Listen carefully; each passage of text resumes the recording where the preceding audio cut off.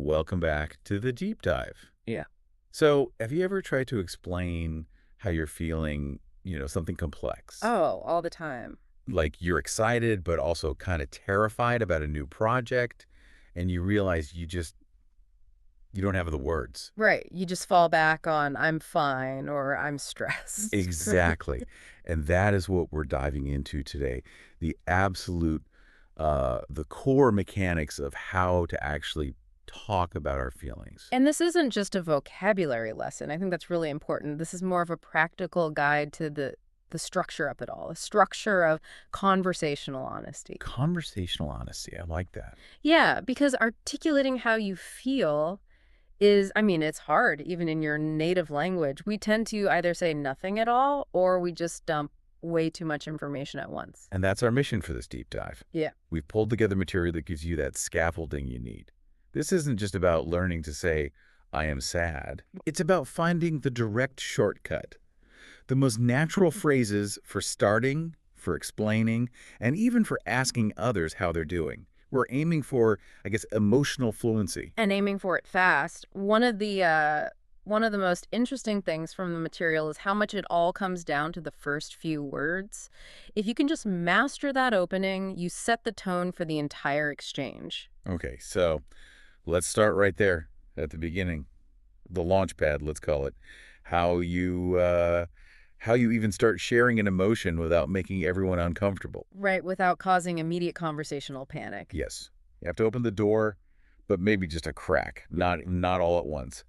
And we found four sort of fundamental structures that work as perfect conversational bridges. These are your go-tos. They seem incredibly simple, but the nuance between them is, well, it's significant. Okay, so what are they? You've got, I feel, ha, then I'm feeling. Third is, I've been feeling. And the last one is a bit more reflective. Lately, I've been.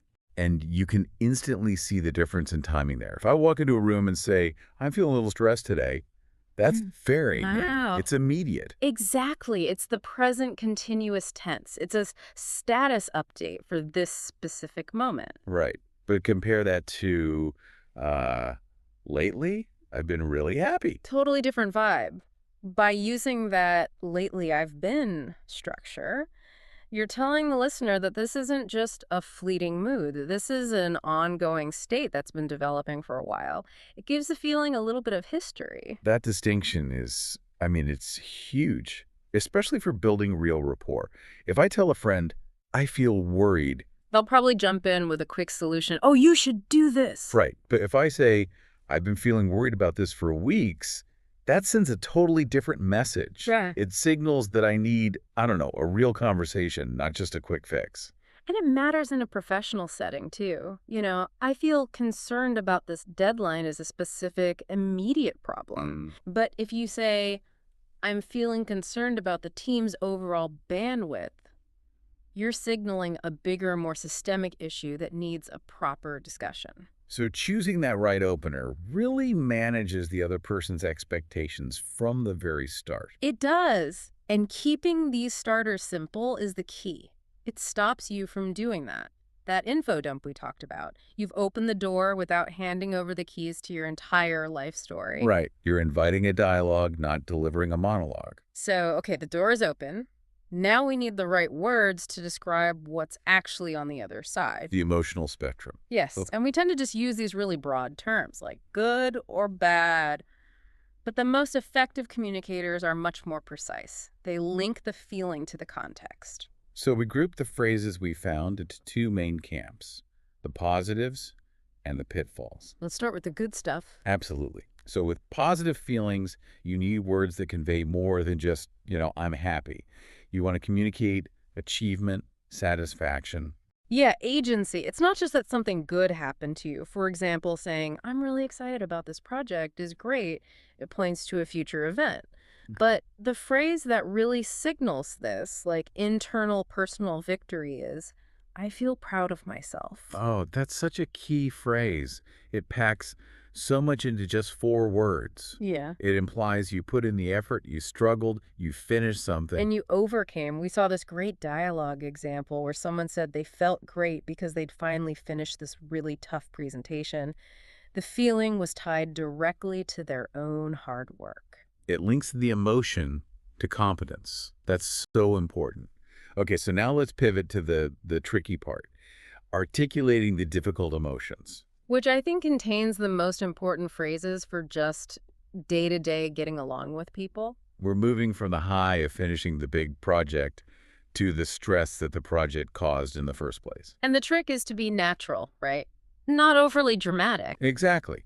So we found these simple, clean phrases. Things like, I'm a bit stressed, or something that points to a shared experience like, I feel sad about what happened. Right. It implicates the event, not the person.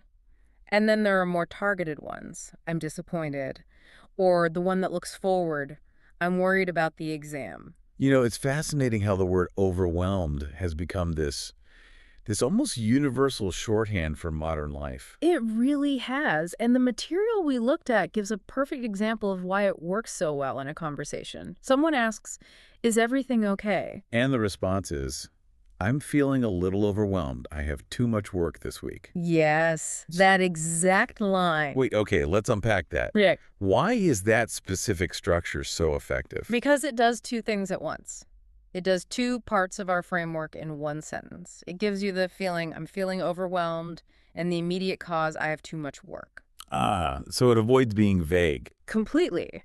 You're not just stating a mood, you're handing them the root cause on a platter.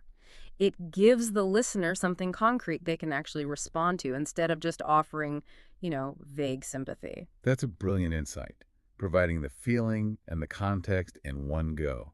And that is the perfect transition to our next section, isn't it? It's not enough to name the emotion. You have to explain the why behind it. This is it. This is where you move from just a status update to building a genuine connection. Section 3 is all about explaining the why. This is the move that makes a conversation meaningful. You provided the context. I mean, if you just walk up to someone and say, I'm angry, the listener's probably going to get Offensive. defensive or confused. Yeah. But if you provide the context, you manage that reaction because you're explaining the anger is about a situation, not necessarily them. That is the critical psychological piece here. By offering the reason up front, you control the relational impact of your own feelings. We found 3 really solid structures for linking the feeling to the cause. Okay, what's the first one? The first and most versatile is simply, I feel this way because... Simple, direct. I like it. The second is a bit more pointed, good for, say, conflict. The reason I'm upset is. And the third one is for joy. What makes me happy is... Let's look at how those actually work. The first one, I feel this way because... So you use it to make a direct link. If you're anxious about something coming up, you'd say, I feel anxious because I have an interview tomorrow. Instantly, the anxiety makes sense. It's rational. The power of that little word, because, is just... Yeah. It's huge. You're giving the listener the key to understanding you without them having to guess or ask a bunch of questions. It's respectful of their energy. Yeah. And think about the other two. The reason I'm upset is so necessary when you need to talk about a problem. It focuses the conversation on the source of the issue. Right. It's not just a complaint. It's a diagnosis. Whereas what makes me happy is spending time with my family. That focuses on the source of the joy. It's a really powerful way to share your values with someone. So the big takeaway here for you listening is that these structures are really the bedrock of clarity in relationships. You're using grammar not just to be correct, but to be effective and maybe a little vulnerable, but without losing control of the message. You're sharing the context, not just the emotion. Okay, so we've spent a lot of time on how to talk about ourselves. Self-disclosure. But communication is, a two-way street. It has to be. And the final piece of this emotional puzzle is turning the focus outward. Sometimes the best thing you can do for a conversation is just be a really good listener. And that starts with asking the right question. We have to get past how are you? Oh, yeah. Which everyone just answers with fine, even if their world is falling apart. Good communication is about invitation. It's a prompt that genuinely says, it's safe to be honest with me. The material gave us a kind of a useful hierarchy of questions. It starts general and then gets more specific, more concerned. The standard opener is, how are you feeling today? That's your broad entry point. If you feel like there's something more going on, you can follow up with, do you want to talk about it? Okay. But the real power, I think, is in the two prompts that show you've been paying attention. They are, what's on your mind and is something bothering you? That shift from a general question to an observational one is so important. When you ask, is something bothering you? Yeah. You're saying, I've noticed something. I've noticed a change in you. Exactly. You've already invested in them before they've said a single word. It lowers the risk for them to open up. It shows your concern is based on what you see, not just random curiosity. There was this one final dialogue example that just nailed this perfectly. Someone starts by saying, you seem quiet today. What's on your mind? And that first part, you seem quiet today, that is the masterstroke. It's not an accusation, it's just a gentle observation. It validates their internal state immediately. And it doesn't pressure them into some big, dramatic confession. And what's the response in the example? It's simple, it's honest, it's just, I'm just tired. It's been a long week. And it works. It works because the question was built to invite honesty, not to demand drama. Hmm. So let's bring this all together. Let's synthesize this whole framework. We've really mapped out the entire structure for an effective emotional conversation. We really have. We started with those launch pads, the simple ways to begin. Then we moved to the precise words for positive and negative feelings.